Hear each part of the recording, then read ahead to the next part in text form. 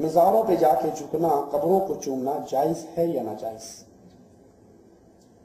اللہ نے یہ جو ماتھا بنایا ہے نا مالک نے، یہ صرف اپنے سامنے جھکنے کے لیے۔ جھکنا جب بھی ہے کس کے سامنے؟ ہم نے آپ کو بھی حدیث سنائی کہ اللہ کے نبی صلی اللہ علیہ وسلم نے تو قیام سے منع کر دیا کہ میرے سامنے وہ قیام، قوموا للہ قانتین والا وہ قیام نہ کیا جائے۔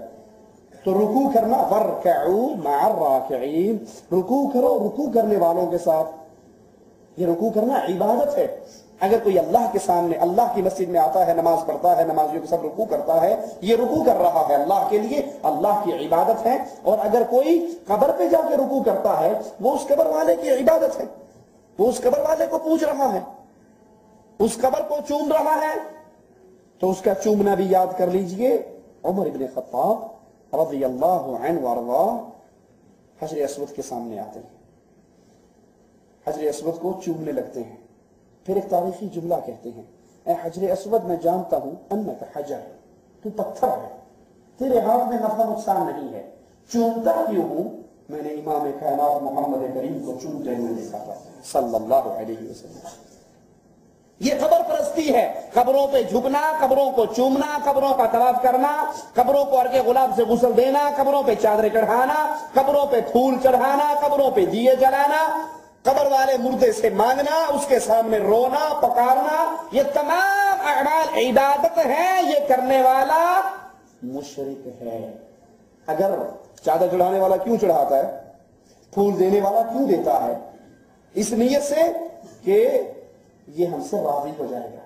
بابا پیر لال جمال ککڑ گھیم تے پتر ڈے رتا لال، یہ مرغا تیرے لیے، اور بیٹا اس نے پورا شرکہ کھولا ہے اندر قبرستان میں، بچے بنا بنا کے اوپر بھیج رہا ہے۔ ڈولے شاہ کہیں سے اولاد نہ ملے تو آخر میں ڈولے شاہ کے پاس چلے جاؤ۔ وہ ڈولے شاہ کیا کرتا ہے؟ پورا بچہ بناتا ہے، جب کھوپڑی میں آتا ہے مٹیریل ختم ہو جاتا ہے، وہ ڈولے شاہ کی چوئی بن جاتی ہے۔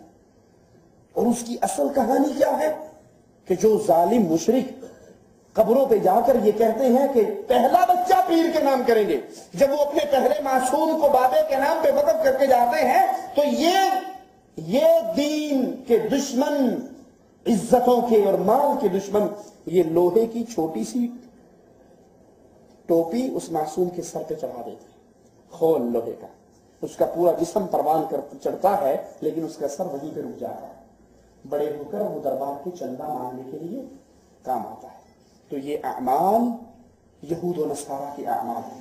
حضرت عائشہ رضی اللہ تعالی عنہ فرماتی ہے، جب اللہ کے نبی صلی اللہ علیہ وسلم آخری لمحات میں ہیں، اپنے چہرے سے چادر ہٹاتے ہیں، ڈالتے ہیں، اور ان لمحات میں فرمایا اللہ تو لعنت کر یہودیوں پر، عیسائیوں پر، اتخذوا قبور انبیائہم مساجدا، ان ظالموں نے انبیاء کی قبروں کو، اولیاء کی قبروں کو مسجدیں، سجدہ گاہیں بنا لی۔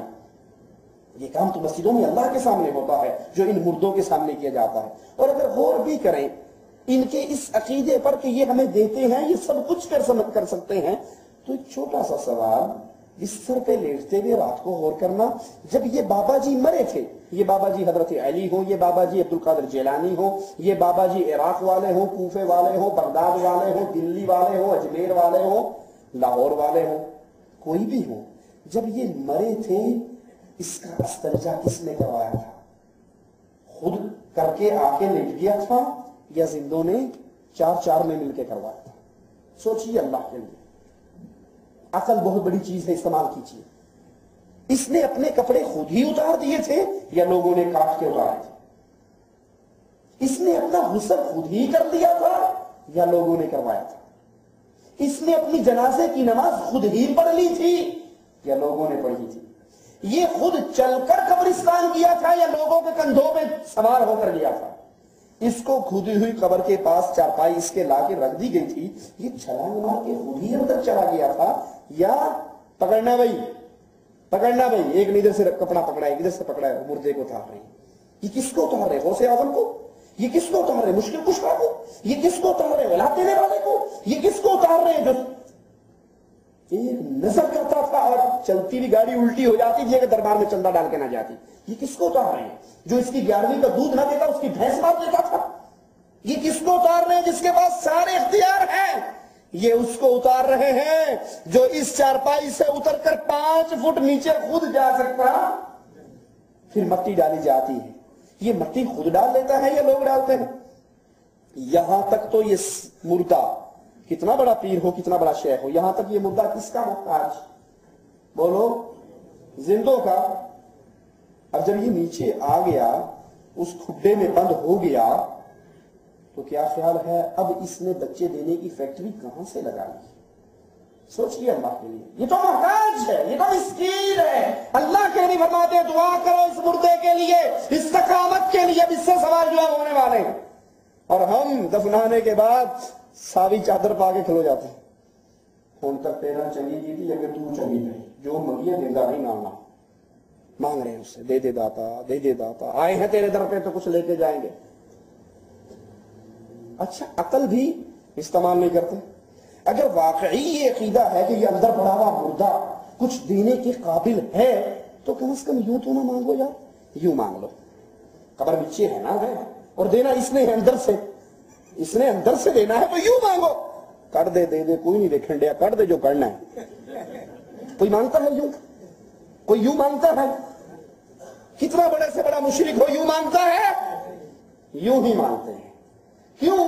تمہاری زبان مانے یا نہ مانے، فطرت مان رہی ہے ان خالی ہاتھوں کو بھرنے والا اپنے عرش پہ ہے. یا ایھا الناس انتم الفقراء الی اللہ، تم سارے منگتے ہو، داتا عرش پہ ہے.